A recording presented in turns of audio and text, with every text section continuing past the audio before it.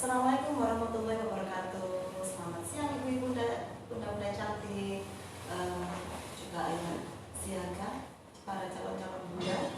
Kali ini kita akan share tentang manajemen laktasi, yaitu persiapan untuk ibu-ibu ataupun untuk para bunda-bunda yang sedang menyertai bayinya. Kita langsung aja, nanti kita bisa untuk bisa live untuk tanya-tanya nanti di akhir saya berikan materinya. Langsung saja ini kita tentang bagaimana untuk laktasi. Laktasi yaitu merupakan proses yang cukup kompleks, mulai dari proses produksi yaitu bagaimana payudara menghasilkan ASI, proses sekresi dan juga bagaimana proses pengeluaran ASI. Penting juga diketahui bagaimana anatomi payudara, tapi saya tidak begitu untuk detail. Yang pertama kita untuk areola, yaitu daerah yang berwarna gelap yang mengelilingi puting susu. Pada areola terdapat kelenjar-kelenjar kecil yang disebut dengan kelenjar Montgomery yang menghasilkan cairan berminyak untuk menjaga kesehatan sekitar areola. Yang kedua yaitu yang perlu diketahui adalah alveoli. Dalam payudara itu ada yang namanya alveoli, di mana kantung penghasil ASI yang berjumlah berjutaan. Hormon prolaktin mempengaruhi sel alveoli untuk menghasilkan ASI. Yang ketiga di situ ada ductus lactiferus, merupakan saluran yang berfungsi menyalurkan ASI dari alveoli ke sinus lactiferus atau dari pabrik ASI ke gudang ASI. Selanjutnya yaitu yang perlu diketahui ada sinus lactiferus ataupun ampula, yaitu merupakan saluran ASI yang melebar dan membentuk kantung di sekitar areola yang berfungsi menyimpan ASI. Selanjutnya yaitu jaringan lemak dan penyangga, yaitu di situ ada jaringan lemak di sekeliling alveoli dan ductus lactiferus yang menentukan besar kecilnya ukuran dari payudara. Di sekeliling alveoli juga terdapat otot polos yang akan berkontraksi dan memeras keluarnya ASI. Keberadaan hormon oksitosin di sini menyebabkan otot tersebut untuk berkontraksi sehingga ASI memancar dari payudara. Selanjutnya yaitu ada ASI dan hormon prolaktin. Setiap kali bayi mengisap payudara akan merangsang ujung saraf sensoris di sekitar payudara sehingga merangsang kelenjar hipofisis bagian depan untuk menghasilkan prolaktin. Prolaktin di sini akan masuk ke dalam peredaran darah kemudian ke payudara sehingga menyebabkan sel sektori di alveolus ataupun pabrik ASI menghasilkan ASI. Selanjutnya prolaktin akan berada di peredaran darah selama 30 menit setelah dihisap oleh bayi. Sehingga prolaktin dapat merangsang payudara menghasilkan ASI untuk diminum berikutnya. Sedangkan untuk minum yang sekarang, bayi mengambil ASI yang sudah ada. Catatan di sini yaitu makin banyak ASI yang dikeluarkan dari gudang ASI ataupun sinus lactiferus, makin banyak produksi ASI yang dihasilkan dari payudara ibu. Nah, di sini juga ada proses awal susu dan bagaimana refleks oksitosin. Oksitosin atau biasanya love reflex atau let down reflex. Hormon oksitosin ini diproduksi oleh bagian belakang dari hipofisis, dari kelenjar hipofisis. Kalau yang prolaktin di bagian depan, sedangkan oksitosin ini diproduksi oleh kelenjar hipofisis bagian belakang. Hormon tersebut dihasilkan bila ujung saraf di sekitar payudara dirangsang oleh isapan bayi. Oksitosin akan dialirkan melalui darah menuju ke payudara yang akan merangsang kontraksi otot di sekeliling alveoli atau pabrik ASI dan memeras ASI keluar dari pabriknya ke gudang ASI. Hanya ASI di dalam gudang ASI yang dapat dikeluarkan dari isapan bayi tersebut. Oksitosin dibentuk lebih cepat dibandingkan prolaktin. Keadaan ini menyebabkan ASI di payudara akan mengalir untuk dihisap. Oksitosin sudah mulai bekerja saat ibu berkeinginan menyusui atau sebelum bayi mengisap. Jadi di sini saat ibu sudah mulai menginginkan untuk ada saat untuk ingin menyusui ASInya, menyusui bayinya, di situ produksi hormon oksitosin akan diproduksi, sudah mulai diproduksi.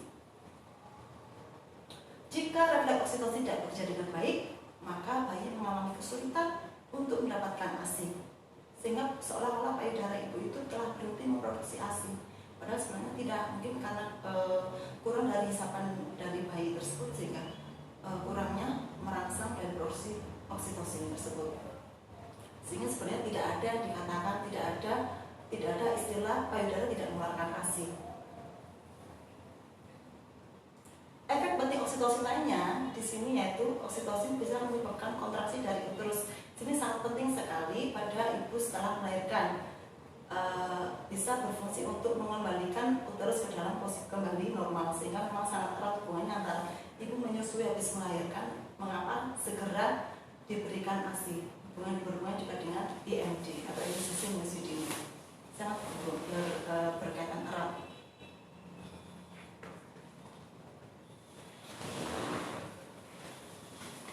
Pada proses laktasi ini juga ada beberapa hormonal yang sangat mempengaruhi, diantaranya hormon progesteron, estrogen, prolaktin sudah saya sebutkan tadi, dan hormon oksitosin. Kalau hormon progesteron di sini berfungsi untuk mempengaruhi pertumbuhan dari ukuran alveoli, sedangkan estrogen berfungsi menstimulasi sistem saluran ASI untuk membesar. Prolaktin oksitosin sudah saya jelaskan tadi, prolaktin untuk membesarkan alveoli dalam kehamilan, oksitosin untuk mengencangkan otot halus dan untuk memancarkan ASI. Ada beberapa keadaan yang dapat meningkatkan hormon oksitosin, diantaranya yaitu perasaan dan curahan kasih sayang terhadap bayinya. Di sini apabila ibu kasih sayangnya kepada bayinya, itu akan menambah produksi dari oksitosin sehingga memperlancar produksi ASI. Kemudian celotehan dari atau tangisan bayi itu juga bisa merangsang meningkatkan produksi oksitosin.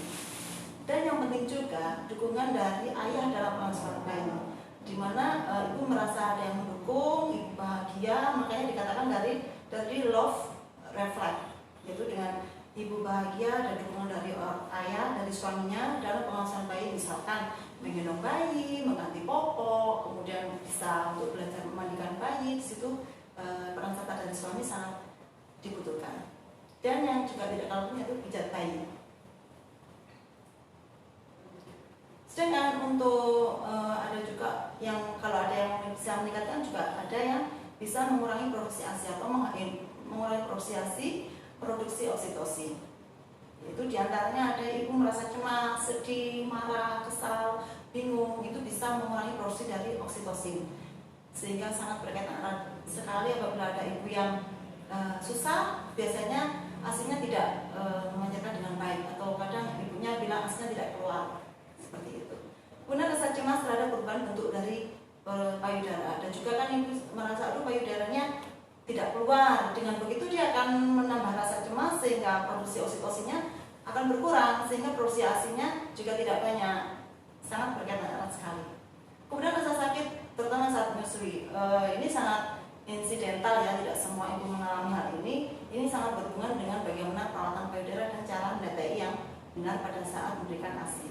Nanti akan kita bahas di slide selanjutnya.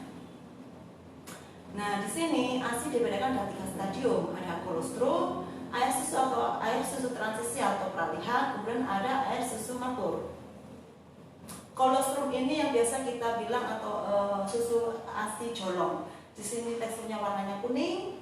Kemudian ini biasanya keluar pada hari pertama sampai hari ketiga setelah kelahiran. Cairannya berviskositas kental, lengket dan berwarna kekuningan. Nah, kadang ada juga mitos atau itu ada beberapa mitos yang mengatakan bahwa itu tidak harus dibuang. Maaf, itu adalah salah, karena di ASI kolostrum ini sangat mengandung tinggi protein, mineral, vitamin A, garam, nitrogen, sel darah putih, antibodi yang tinggi dari ASI matur, kemudian rendah lemak dan laktosa.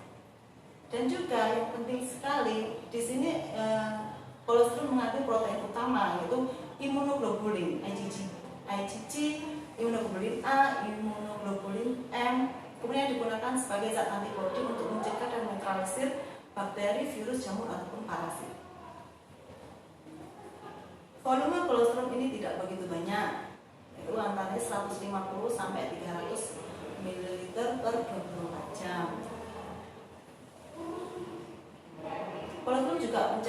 ideal untuk memberikan zat yang tidak terpakai dari usus bayi yang baru lahir dan mempersiapkan saluran pencernaan makanan bagi bayi makanan yang akan datang. Yang kedua yaitu ASI transisi atau ASI peralihan. Di sini ASI yang keluar setelah kolostrum sampai sebelum ASI matang, yaitu sejak hari ke-4 sampai hari ke-10 atau ke-14 postpartum. Kadar imunoglobulin dan kadar protein mulai menurun, sedangkan lemak dan laktosa meningkat. Yang ketiga yaitu ASI matur. ASI matur lebih cair dan mengandung lebih banyak air daripada ASI transisi. Mengandung 90% air dan 10% karbohidrat, protein, lemak yang dibutuhkan untuk pertumbuhan dan energi. ASI matur memiliki dua tipe, ada foam milk dan thin milk. ASI foam milk adalah ASI yang keluar pada awal sesi menyusui. Di sini mengandung tinggi laktosa dan rendah lemak. Sedangkan ASI thin milk adalah ASI yang keluar pada saat sesi menyusui akan berakhir, mengandung tinggi lemak.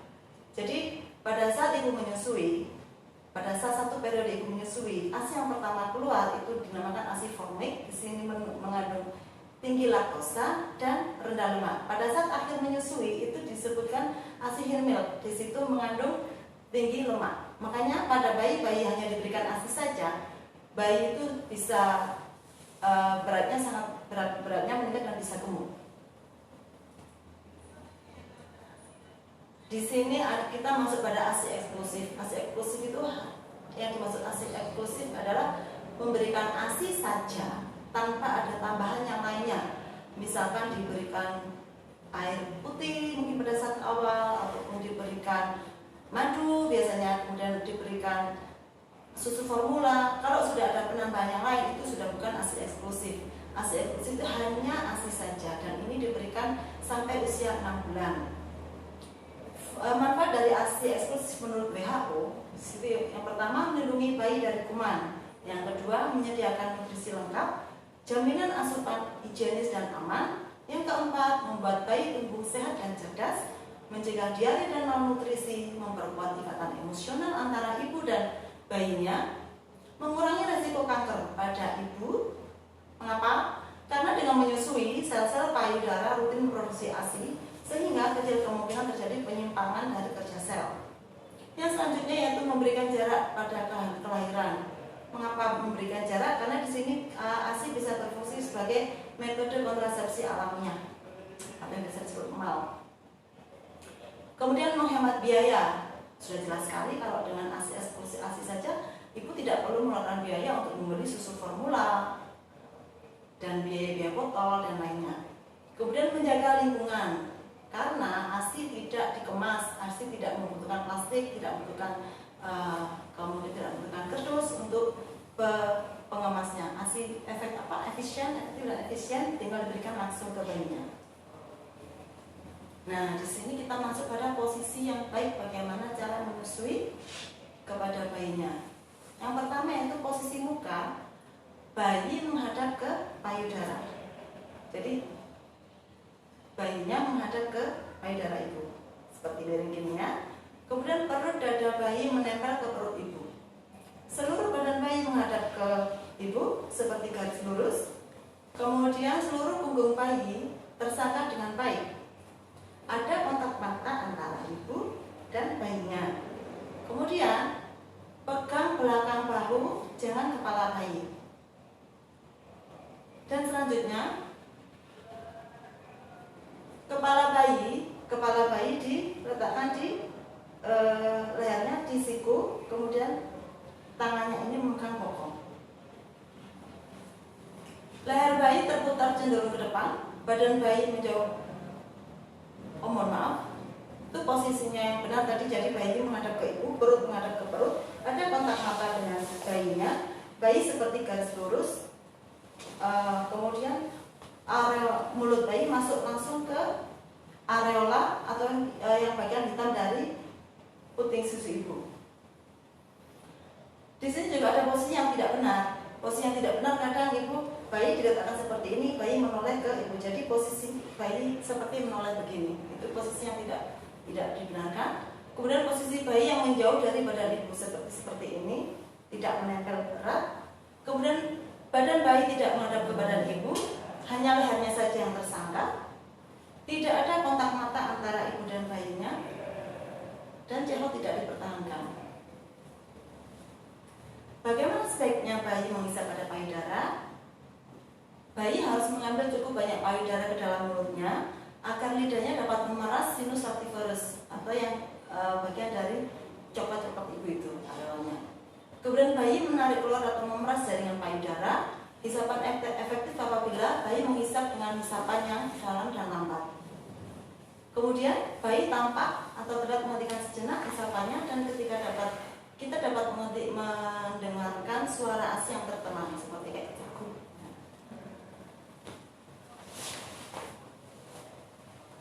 Tanda perlekatan bayi dan ibu dengan yang baik, yang pertama dagu menyentuh payudara, kemudian mulut terbuka lebar, bibir bawah bayi terputar keluar, lebih banyak areola bagian atas yang terlihat dibanding bagian bawah, kemudian tidak menimbulkan rasa sakit pada puting susu.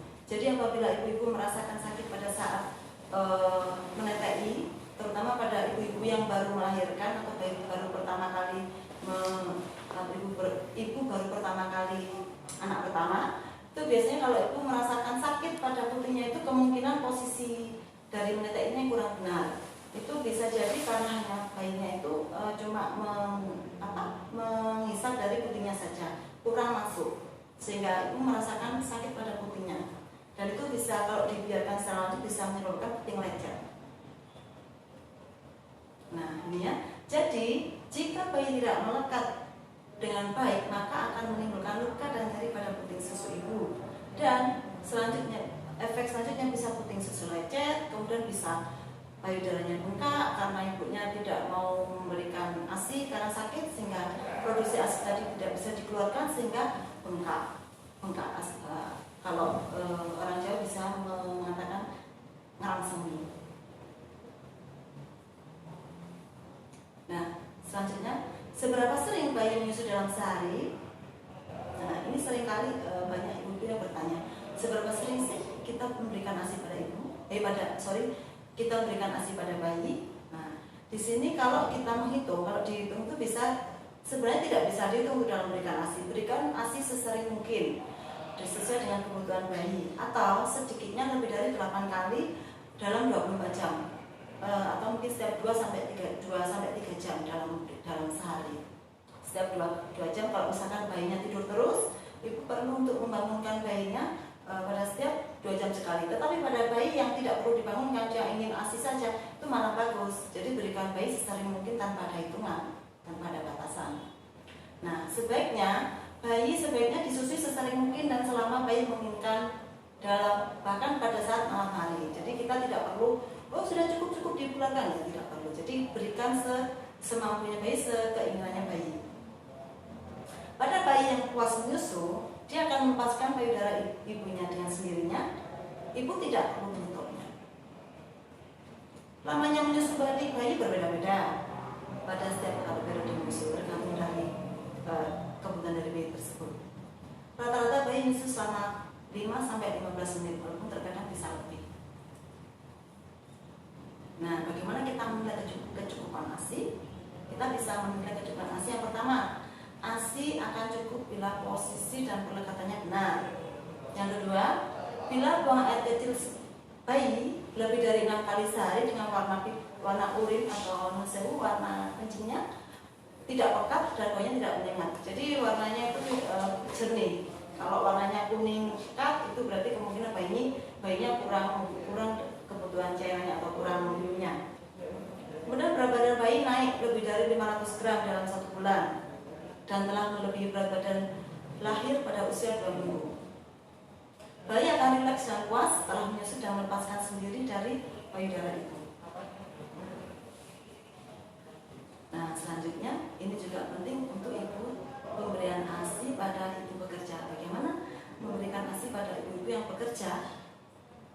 Nah, yang pertama, untuk ibu yang bekerja yang letaknya tidak jauh dari rumah, ibu bisa lanjutkan untuk menyusunya di malam hari, di pagi hari, kapanpun saat Anda berada di rumah. Misalkan rumah kerjanya tempat kerjanya dekat dengan rumahnya, ternyata ada waktu istirahat yang bisa pulang sebentar ke rumah untuk menyertai, bisa.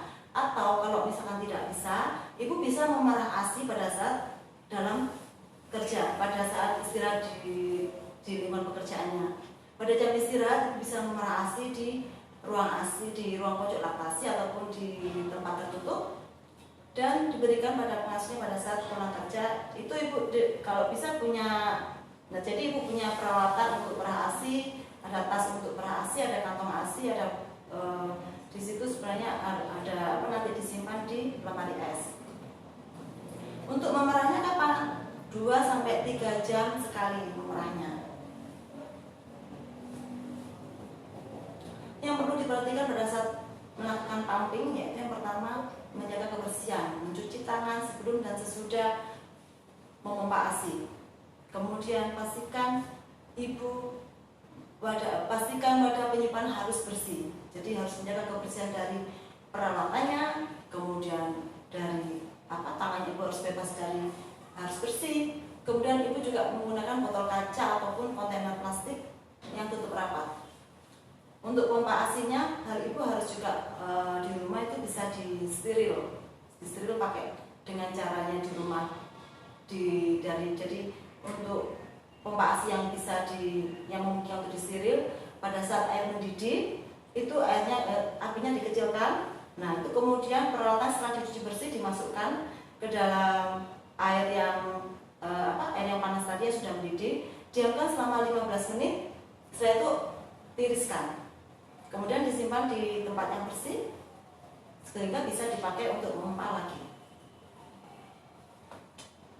Nah, pada saat memerah ASI itu kita masukkan 1 kali periode perah itu dimasukkan dalam 1 kantong ASI. Jangan lupa dikasih label tanggal, jam, kemudian beri nama anaknya atau nama anak itu, nama anak, tanggal dan jam ASI yang akan diperah.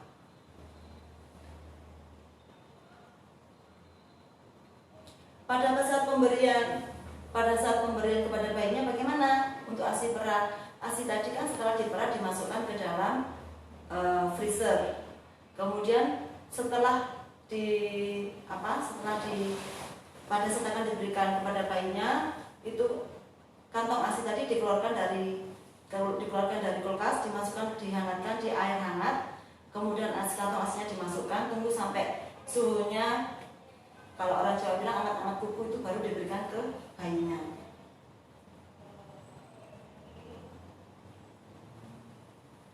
ASI yang tidak habis dalam 2 jam sebaiknya dibuang atau diberikan pada anak yang lebih besar.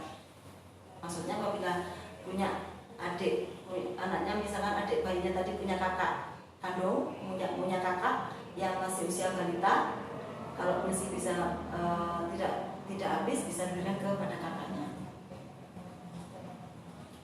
Ini juga penting. Banyak pertanyaan bagaimana cara menyimpannya ASI perah. Tips menyimpan ASI perah segar itu bertahan 3-6 jam di suhu ruangan 27-30 derajat. Di suhu ruangan itu ASI bisa bertahan 3-6 jam. Kalau di dalam cool box atau suhu 0-40 derajat, ASI bisa bertahan maksimal 24 jam. Jika pada lemari pendingin yang kurang dari 40 derajat, itu ASI bertahan 3-5 hari. Untuk ASI perah beku bertahan maksimal 2 minggu pada freezer atau lemari pendingin 1 pintu. Nah, untuk yang punya dimasukkan di freezer pada lemari 1 pintu, itu ASI bisa bertahan sampai 2 minggu. Tapi dengan catatan, bila sudah keluar dari lemari es, itu tidak bisa masuk lagi ke dalam atau disimpan lagi ke lemari pendingin. Jadi kalau masih ada sisa seperti tadi dibuang ataupun diberikan pada kakaknya. Kemudian pada ASI beku yang diletakkan di lemari pendingin 2 pintu, kulkas yang 2 pintu, itu ASI yang diletakkan di freezer dengan lemari 2 pintu, kulkas 2 pintu, itu bisa bertahan 3-6 bulan. Nah, pada ASI yang diletakkan di dalam deep freezer atau suhu min 200 derajat itu bisa bertahan 6-12 bulan. Nah, itu biasanya mungkin saya pernah dengar cerita ada yang orang di luar negeri punya bayi di Indonesia itu masih tetap bisa memberikan ASI pra karena dimasukkan atau disimpannya di dalam deep freezer sehingga dia bisa bertahan 6 sampai 12 bulan. Oke, untuk share kita tentang bagaimana pemberian ASI kita sudah selesai sampai materi pemberian penyimpanan ASI.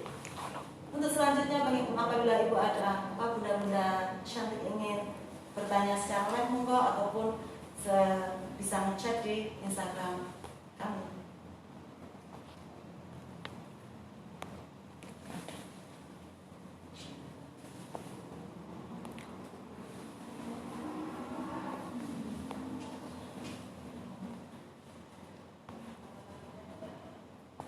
Kalau mungkin ada yang ingin bertanya, silakan. Atau seandainya misalkan sekarang masih belum ada waktu, nanti bisa kunjungi di Instagram RSI Unisma untuk bisa memutar ulang apabila sekarang mungkin masih bekerja atau masih ada kesibukan, nanti bisa dibuka di IG-nya RSI Unisma. Silakan dikunjungi di IG RSI Unisma untuk bisa diputar sewaktu-waktu ibu ada waktu luang. Apabila ibu ada ingin kesulitan atau ada keluhan, ibu bisa menghubungi di BKY RSI Unisma. Bidan-bidan kami akan siap untuk memberikan konseling tentang ASI. Karena di beberapa ibu-ibu itu biasanya ada kesulitan, mungkin entah karena mungkin bikin susu lecet, mengapa bayinya tidak mau menetek, atau mungkin mengapa bayinya kesulitan untuk menetek, mengapa kadang ada yang bilang ASInya tidak keluar. Itu silakan ibu bisa menghubungi kami atau bisa datang langsung di BKY RSI Unisma. Kita pelayanannya jam 8 sampai jam 2 jam kerja. Kalaupun misalkan ibu ada tidak bisa di waktu itu, ibu bisa mengunjungi aja kami atau telepon langsung di RSI Unisma minta disampaikan ke kamar bersalin. Oke, terima kasih Bu Denis. Nah, ini ada pertanyaan dari Bunda Restu. Bila keluar darah saat dipompa gimana Bu Bidan? Apa masih boleh diberikan? Sekian, terima kasih. Oke, ya. Apabila masih terima kasih atas pertanyaannya yang telah diberikan. Ya, memang kadang keluar darah atau mungkin pada saat petik susu lecet itu akan keluar darah. Jangan khawatir bunda-bunda karena itu masih bisa diberikan. Misalkan pada saat petik susu lecet itu kan ibu menetek bayi menetek pada saat itu keluar darah itu masih bisa, tidak apa-apa, bahkan itu darah dari ibunya dan masih tidak apa-apa, masih diberikan, kecuali darahnya darah segar menetes banyak. Nah itu mungkin bisa disingkirkan dulu, nanti bisa pakai pompanya selanjutnya. Terima kasih. Oke, terima kasih atas penjelasannya dan terima kasih juga Bunda Restu. Semoga penjelasannya ini ya bisa memberikan penjelasan yang lebih ini lagi. Ini ada lagi dari Andita Catur. Hai Bunda Andita, pertanyaannya bagaimana cara mengatasi ketika PD sakit atau membeku? Sekian. Payudara sakit atau membeku? Ya.